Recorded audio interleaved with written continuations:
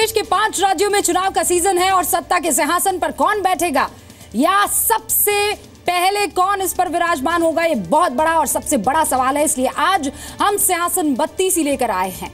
इसमें आज आप वो खबरें देखेंगे जो आपने कहीं और नहीं देखी होगी। तो शुरुआत सबसे पहले उत्तर प्रदेश में सियासी दिग्गजों की बात से। देखिए आज यूपी में बड़े चुनावी चेहरों ने क्या कहा और कैसे वोटर्स को साथ जोड़ने की कोशिश की। बीजेपी अध्यक्ष अमित शाह ने समाजवादी पार्टी पर जोरदार हमला बोलते हुए कहा कि यूपी भारत की क्राइम कैपिटल बन गई है। मेरठ में एक बिजनेसमैन के बेटे की हत्या की वजह से अमित शाह ने आज वहां अपना पैदल मार्च नहीं किया, लेकिन चुनावी रैली में साफ कहा कि कानून व्यवस्था चुनावी मुद्दा बनेगी। 5 साल में 200 से ज्यादा जगह पर दंगे हुए हैं और दंगे के अंदर एक तरफा कार्यवाही वोट बैंक के ध्रुवीकरण के लिए, वोट बैंक के तुष्टीकरण के लिए एक तरफा कार्यवाही हुई है। कांग्रेस से समाजवादी पार्टी के गठबंधन के बाद बीजेपी नारा दे रही है कि अखिलेश का हाथ गुंडागर्दी के साथ। बीजेपी अध्यक्ष अमित शाह ने आज पश्चिमी यूपी में धुआंधार चुनाव प्रचार किया। मेरठ के बाद गाजियाबाद के पिलखुआ पहुंचे अमित शाह ने भ्रष्टाचार के मुद्दे को लेकर समाजवादी पार्टी और कांग्रेस पर जोरदार हमला किया। अभी अभी पूरे उत्तर प्रदेश ने इस गठबंधन को दूरदर्शन पर देखा था। मैं आज कहना चाहता हूं, ये दोनों शहजादे मिलकर उत्तर प्रदेश का विकास करना नहीं चाहते, यूपी की जनता की आंख में धूल झोंकना चाहते हैं। बजट में राजनीतिक फंडिंग में पारदर्शिता के लिए उठाए गए कदमों को लेकर केंद्र की तारीफ भी की।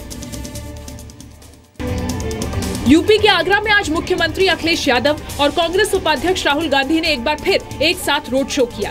इसके बाद बाह विधानसभा सीट में रैली में अखिलेश ने बीजेपी से पूछा कि अच्छे दिन कब आएंगे। हम लोगों ने तो सब दिन देख लिए, गर्मी के, बरसात के, हर तरह के। बताओ अच्छे दिन कोई देख पाया हो तो बताओ। अखिलेश के निशाने पर मायावती भी आई। उन्होंने उनके विकास के वादे को अजूबा बता दिया। उत्तर प्रदेश में बीएसपी अध्यक्ष मायावती सांप्रदायिकता को बड़ा मुद्दा बनाने में जुटी हुई हैं। न सिर्फ बीजेपी बल्कि समाजवादी पार्टी भी इस मुद्दे पर उनके निशाने पर है। आज उन्होंने मुजफ्फरपुर की रैली में कहा कि समाजवादी पार्टी की सरकार में कई सांप्रदायिक घटना हुई हैं।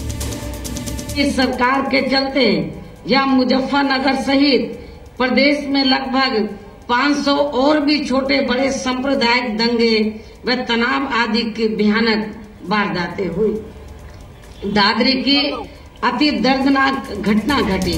एटा की चुनावी रैली में भी मायावती ने कहा कि बीएसपी की सरकार बनी तो गुंडों का सफाया होगा और जंगल राज खत्म होगा। प्रदेश की वर्तमान सपा सरकार में यहाँ शुरू से ही अराजक, आपराधिक, सांप्रदायिक, भ्रष्ट व जंगल राज ही व्याप्त रहा है। देखिए चुनाव का मैदान ऐसा होता है जहां कब कौन सा रंग देखने को मिल जाए पता नहीं। अब राज बब्बर के रोड शो को ही देख लीजिए, वहां उनकी गाड़ी पर चढ़ने के लिए कैसे तमाशा हुआ, देखिए। उत्तर प्रदेश के हाथरस में कांग्रेस प्रदेश अध्यक्ष राज बब्बर का रोड शो एक अजीब मुसीबत में घिर गया। दरअसल वहां राज बब्बर की गाड़ी पर सवार होने के लिए न सिर्फ कांग्रेस बल्कि समाजवादी पार्टी के कार्यकर्ताओं में होड़ मच गई। हालात ये हो गए कि कई लोगों को खुली जीप से उतरना पड़ा। राज बब्बर की गाड़ी से उतारे जाने पर समाजवादी पार्टी की प्रदेश सचिव शिवाली टाइगर नाराज हो गई हैं। यूपी के शाहजहांपुर में चुनाव प्रचार करने आए राज्य बीजेपी अध्यक्ष केशव प्रसाद मौर्य ने अखिलेश यादव पर सीधा हमला किया है। उन्होंने कहा है कि जो अपने पिता का नहीं हुआ वो यूपी की जनता का कैसे होगा।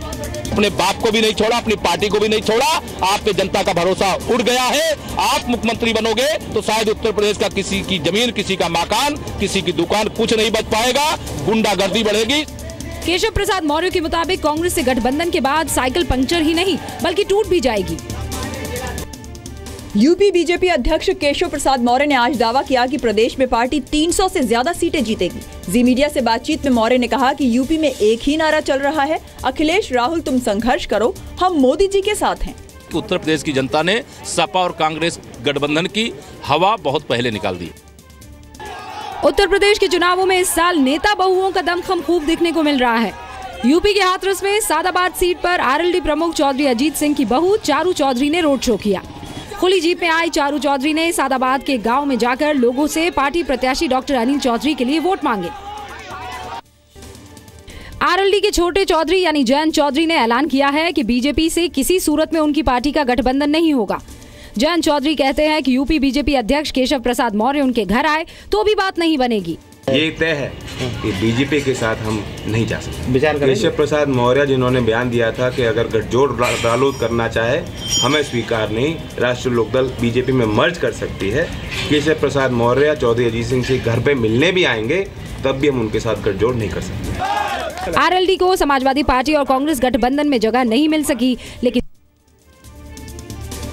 केंद्रीय मंत्री साध्वी निरंजन ज्योति ने कहा है कि यूपी में बीजेपी की सरकार आई तो कैराना से पलायन की जांच होगी। साध्वी निरंजन ज्योति अपनी संसदीय सीट फतेहपुर में बीजेपी उम्मीदवारों का प्रचार करने आई थी। बिल्कुल जांच कराई जाएगी क्योंकि ये पलायन सरकार की नाकामी दिखा रहा है। साध्वी ने समाजवादी पार्टी और कांग्रेस के गठबंधन पर हमला बोला और राहुल गांधी को बिन पहनने का लोटा तक बता दिया।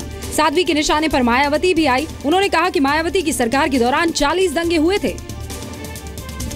चुनाव में हर दिन कुछ अटपटा, कुछ विवादास्पद सामने आ ही जाता है। कुछ और खबरें देखिए और देखिए चुनाव के रंग में कैसे कैसे खेल दिख रहे हैं। मैं क्लियर कर रहा हूँ, मैं साढ़े बीजेपी पे ठुकवा दूंगा। वर्कर अगर यहाँ करेगा या यूपी गलत करेगा ना तो मुझे 2 घंटे लगेंगे उसे निपटाने में, 34 नहीं लगेगा। सोशल मीडिया पर वायरल हो रहा ये भाषण उत्तराखंड के रुड़की के कलियर सीट से निर्दलीय उम्मीदवार शहजाद का है। शहजाद वहां के पूर्व विधायक रह चुके हैं। वो इस बार बीएसपी से टिकट मांग रहे थे। उत्तर प्रदेश में मिड डे मील, बच्चों का पेट भरने के साथ साथ समाजवादी पार्टी का चुनाव प्रचार भी कर रहा है। दरअसल फर्रुखाबाद से आई इन तस्वीरों में बच्चों को जिस थाली ग्लास में खाना पीना दिया जा रहा है उसमें मुख्यमंत्री अखिलेश यादव की फोटो और समाजवादी पार्टी का नाम साफ साफ दिख रहा है।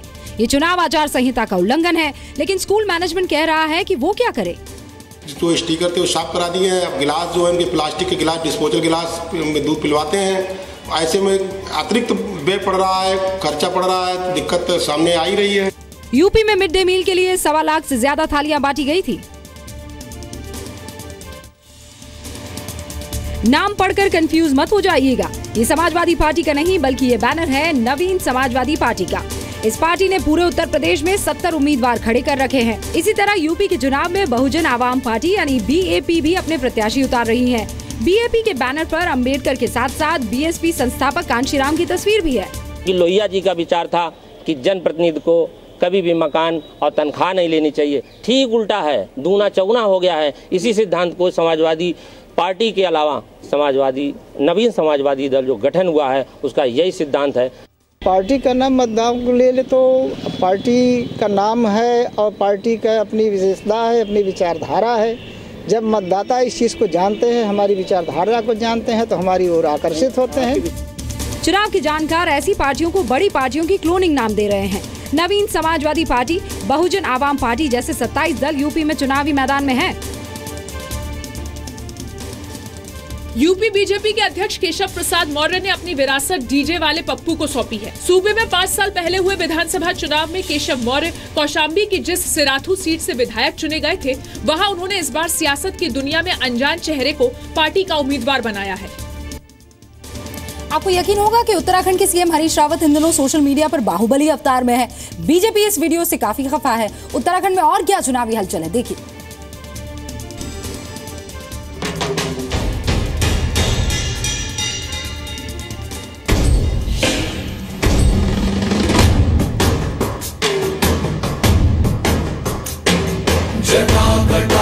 उत्तराखंड के मुख्यमंत्री हरीश रावत इन दिनों सोशल मीडिया पर बाहुबली अवतार में नजर आ रहे हैं। दरअसल फेसबुक पर डाले गए एक वीडियो में वो बाहुबली 2 के लुक में नजर आ रहे हैं। ये वीडियो 2.25 लाख से ज्यादा बार देखा जा चुका है। 5000 से ज्यादा बार शेयर किया जा चुका है। तेरी तरफ शिव जी चले, देख जरा ये विचित्र माया। किसने किस रूप में किसको देख रहा है मैं नहीं जानता, लेकिन मैं वैसे ही हूँ जैसा हूँ। मैं कोई महाबली। सोशल मीडिया पर वायरल हुए उत्तराखंड के सीएम हरीश रावत के बाहुबली अवतार पर बीजेपी चुनाव आयोग पहुंच गई है। चुनाव आयोग के सामने बीजेपी ने कहा कि इस वीडियो के जरिए पीएम नरेंद्र मोदी समेत कई बीजेपी नेताओं की छवि खराब करने की कोशिश हुई है। उत्तराखंड के ऋषिकेश विधानसभा में पिछले 10 साल से बीजेपी का कब्जा है। वहां 2 बार के बीजेपी विधायक प्रेमचंद अग्रवाल तीसरी बार बीजेपी के टिकट पर चुनावी मैदान में हैं। लेकिन इस बार बीजेपी से बगावत कर निर्दलीय किस्मत आजमा रहे संदीप गुप्ता ने पार्टी की मुश्किल बढ़ा दी है। सिर्फ संदीप गुप्ता नहीं बल्कि वहाँ कई बीजेपी कार्यकर्ताओं ने पार्टी छोड़ी है। 2007 में मुझे आशीर्वाद दिया, 2012 में दिया और 2017 में भी वो मुझे आशीर्वाद दे रही है और पूर्णतया यहाँ की सीट भारतीय जनता पार्टी की झोली में। जो कार्यकर्ताओं का अपमान उन्होंने शुरू कर दिया है, उनको सबक सिखाने के लिए हम यहाँ से चुनाव लड़ रहे हैं। अब देखना यह है कि ऋषिकेश में खड़े कांग्रेस उम्मीदवार राजपाल खरोला क्या बीजेपी की फूट का फायदा उठा पाएंगे। उत्तराखंड में पिछले साल पहले बड़ी बगावत का सामना कर चुके मुख्यमंत्री हरीश रावत के लिए चुनाव करो या मरो का सवाल बन गया है। इसलिए मुख्यमंत्री खुद गांवों और कस्बों में चुनाव प्रचार में जुट गए हैं। इसी के तहत मुख्यमंत्री हरीश रावत ने अल्मोड़ा नगर से सटे खतियाड़ी क्षेत्र में कांग्रेस प्रत्याशी मनोज तिवारी के समर्थन में जनसभा की। इस समय हमारा साथ दीजिए और हमको सरकार बनाने में मदद करिए और कांग्रेस के उम्मीदवारों को विजयी बनाइए। खतियाड़ी अल्मोड़ा की सबसे अधिक आबादी वाली ग्राम सभा है। उत्तराखंड में युवाओं को साथ जोड़ने के लिए कांग्रेस ने बेरोजगारी भत्ता कार्ड का चुनावी पासा फेंका है। देहरादून में उत्तराखंड कांग्रेस की पर्यवेक्षक कुमारी शैलजा ने एक बेरोजगारी भत्ता कार्ड लॉन्च किया है। इस मौके पर राज्य कांग्रेस अध्यक्ष किशोर उपाध्याय ने कहा है कि युवाओं के भविष्य के लिए कांग्रेस हमेशा कोशिश करती रही है। यहाँ के युवा वर्ग को, उत्तराखंड के युवा वर्ग को एक गारंटी देनी है। उनको उनके हाथ में उनको एम्पावर करना है, उनका सशक्तिकरण है। इसके साथ ये कार्ड उनके हाथ में होगा। हम 2020 तक परिवार के एक सदस्य को रोजगार देने का काम करेंगे, प्रशिक्षण देने का काम करेंगे और उसके साथ साथ में 2500 जो है वो बेरोजगारी भत्ता भी देंगे। उत्तराखंड में मैदानी क्रांति दल बीएसपी को समर्थन देगा। मैदानी क्रांति दल के अध्यक्ष सुदेश पाल के मुताबिक राज्य में बीजेपी और कांग्रेस दोनों को उत्तराखंड में मौका मिला, लेकिन दोनों पार्टियों की सरकारों के दौरान जमकर भ्रष्टाचार हुआ। बीएसपी के मुताबिक वो उत्तराखंड में एक मजबूत विकल्प है। उत्तराखंड की नैनीताल सीट पर मुकाबला त्रिकोणीय हो गया है। कांग्रेस की ओर से सरिता आर्या मैदान में है तो बीजेपी की तरफ से संजीव आर्या चुनाव लड़ रहे हैं। हालांकि बीजेपी की मुश्किल बढ़ाने के लिए पार्टी की बागी उम्मीदवार हेम आर्य भी चुनावी समीकरण बदल सकती है। इस बीच कांग्रेस प्रत्याशी सरिता आर्या ने दावा किया है कि महिलाएं बड़ी तादाद में उनके लिए वोट करेंगी। चुनाव में बड़ा नेता हो या छोटा, हर कोई अपना पूरा दाव लगा देता है। क्यों? क्योंकि एक चुनाव से उसका भविष्य जुड़ा होता है। यूपी उत्तराखंड की छोटी छोटी जगहों से आई इन खबरों को अब आप देखिए। विपक्षी पार्टियां बीजेपी को सांप्रदायिक बताने से नहीं चूकती, लेकिन यूपी के हमीरपुर में सदर सीट से बीजेपी उम्मीदवार अशोक चंदेल को भरोसा है कि इस बार मुस्लिम मतदाता उनकी नैया पार लगाएंगे। मुस्लिम वोट अशोक चंदेल को वोट करेगा, अशोक चंदेल पर उसको विश्वास में वोट करेगा। अशोक चंदेल कभी बीएसपी के हाथी की सवारी कर सांसद बने थे तो मौजूदा विधानसभा में समाजवादी पार्टी की साइकिल पर सवार थे। उधर हमीरपुर की राठ सीट से पहली बार चुनाव लड़ रही मनीषा अनुरागी जनता की समस्याएं सुलझाने के वादे कर रही हैं। राठ विधानसभा का विकास का यूपी के गाजीपुर में नई पार्टी जनाधिकार मंच से बड़ी पार्टियों को कड़ी टक्कर मिल सकती है। ये पार्टी पूर्व मंत्री और एनआरएचएम घोटाले के आरोपी बाबू सिंह कुशवाहा ने बनाई है। गाजीपुर की 7 विधानसभा सीटों पर जनाधिकार मंच ने अपने उम्मीदवार उतारे हैं। वहां कुशवाहा और मुसलमान वोटर्स को ये पार्टी अपनी ओर आकर्षित कर सकती है। यूपी के फर्रुखाबाद में दिव्यांग वोटर्स को लेकर प्रशासन को जवाब देना भारी पड़ सकता है। दरअसल वहां विकलांग कल्याण विभाग और मुख्य चिकित्सा अधिकारी के दस्तावेजों में 14,975 लोगों को दिव्यांग पेंशन दी जा रही है, जबकि मतदाता सूची के मुताबिक वहां सिर्फ 7,444 दिव्यांग वोटर्स हैं। अब अगर दिव्यांग पेंशन की लिस्ट सही है तो कई दिव्यांग वोटर्स का हक छीना गया है, और अगर मतदाता सूची सही है तो 300 रुपए प्रति व्यक्ति के हिसाब से जोड़े तो पिछले 5 साल में दिव्यांग पेंशन को लेकर जिले में बड़ा घोटाला हुआ है। गुंडे सत्ता में भागीदार, नहीं चाहिए ऐसी सरकार। यूपी में बीजेपी का ये चुनावी नारा अम्बेडकर नगर के टांडा में वाकई मुद्दा बन गया है। वहां बीजेपी उम्मीदवार संजू देवी ने खुद की जान को खतरा बताते हुए समाजवादी पार्टी उम्मीदवार अजीमुल हक पहलवान और एमआईएम कैंडिडेट इरफान पठान के खिलाफ मोर्चा खोल दिया है। दरअसल 2013 में संजू देवी के पति राम बाबू गुप्ता की हत्या हुई थी। 2013 में ही राम बाबू हत्याकांड के गवाह उनके भतीजे राम मोहन की भी हत्या कर दी गई थी। दोनों ही मामलों में अजीमुल हक पहलवान और इरफान पठान आरोपी है। संजू देवी ने दावा किया है कि वो जीती तो माफिया और गुंडा राज खत्म होगा। कि मैं चाहती हूँ मेरी तरह और किसी बहन बेटियों के साथ ऐसा ना होने पाए। मैं क्षेत्र में और किसी और संजू देवी को विधवा नहीं बनने दूंगी। संजू देवी के पति रामबाबू हिंदू युवा वाहिनी के नेता थे। उत्तराखंड में रुद्रप्रयाग के आखिरी गांव गोंडार के लोग इस बार भी चुनाव का बॉयकॉट कर सकते हैं। वहां अब तक बुनियादी सुविधाएं नहीं पहुंची है। हम आज तक वही समस्याओं से जूझ रहे हैं जो पहले में थे। ये निश्चय किया है कि हम चुनाव का बहिष्कार करेंगे। गांव के लोगों ने अपनी मांगों के साथ एक बार फिर डीएम को ज्ञापन सौंपा है। डीएम से हुई बातचीत के बाद अब वहां की ग्राम सभा मतदान करने पर आखिरी फैसला लेगी। गांव के लोगों को शहर तक पहुंचने के लिए 14 किलोमीटर तक पैदल सफर करना पड़ता है और वहां पर स्वास्थ्य के नाम पर एक भी हेल्थ यूनिट नहीं है। गांव में बिजली कभी कभार आती है। उत्तराखंड में हरिद्वार के बैरागी कैंप में रहने वाले करीब 1000 लोगों ने चुनाव बहिष्कार का ऐलान किया है। ये लोग अपने इलाके में सड़क, स्कूल, पीने का पानी और शौचालय जैसी बुनियादी जरूरतों को पूरा किए जाने की मांग कर रहे हैं। कोई हमारे लिए कोई सुविधा नहीं है, न लेट है, न पानी है, न शौचालय, कुछ नहीं है। हमें जो है नियमितीकरण किया जाए। चुनाव नेताओं के साथ साथ प्रशासन के लिए भी चैलेंज भरा काम होता है। आज प्रशासन चुनाव तैयारियों को लेकर कैसे मुस्तैद रहा, इन रिपोर्ट से समझिए आप। उत्तराखंड के उत्तरकाशी में भारी बर्फबारी ने चुनाव आयोग की चुनौती बढ़ा दी है। उत्तरकाशी की तीनों विधानसभाओं में 102 पोलिंग बूथ ऐसे हैं जो ऊंचाई वाले क्षेत्रों में हैं और इन बूथों तक जाने वाले रास्ते इन दिनों बर्फ से ढक चुके हैं और इन बूथों की स्थिति फरवरी के अंतिम सप्ताह तक ऐसी ही रहती है, जबकि वहां 15 फरवरी को ही चुनाव है। ऐसे में चुनाव आयोग ने रास्तों में पड़ी बर्फ को हटाने की जिम्मेदारी आईटीबीपी और नेहरू पर्वतारोहण संस्थान निम उत्तरकाशी को दी है। अलग अलग विभागों को, अलग अलग वर्क एजेंसीज को जिसकी वो सड़क है उसको उसकी जिम्मेदारी दी गई है और मतदाता वहां आसानी से पहुंच पाएंगे। उत्तराखंड के पिथौरागढ़ में आज कुमायूं डिवीजन के आयुक्त डी सेंथिल पंडियन ने चुनावी समीक्षा बैठक की। मौसम के हालात को देखते हुए वहां एसडीआरएफ और अर्धसैनिक बलों को तैनात किया जा रहा है। उत्तर प्रदेश में चुनाव के मद्देनजर प्रशासन कोई चूक नहीं रहने देना चाहता, इसीलिए आज वाराणसी के जिला जेल में 3 घंटों तक प्रशासन ने छानबीन की। प्रशासन इतना अलर्ट है कि वहां जेल की छतों पर चेकिंग के लिए बाहर से सीढ़ी तक मंगाई गई है। राहत की बात ये थी कि प्रशासन को छानबीन के दौरान कुछ भी आपत्तिजनक नहीं मिला। इस दौरान वहां के डीएम और एसपी मौजूद थे। सुरक्षा के लिए पुलिस के साथ सीआईएसएफ के जवान भी वहां तैनात किए गए थे। चुनाव में काले धन पर चुनाव आयोग की सख्ती का असर यूपी के संभल में दिखा।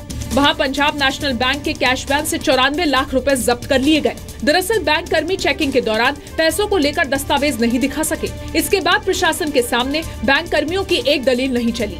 बता रहे गए पैसा हमारा है, मगर उनका कोई ऑथेंटिक, उनके पास कोई लेटर नहीं है, कोई कागज नहीं। उसकी छानबीन करें, कागज इनके आ रहे हैं।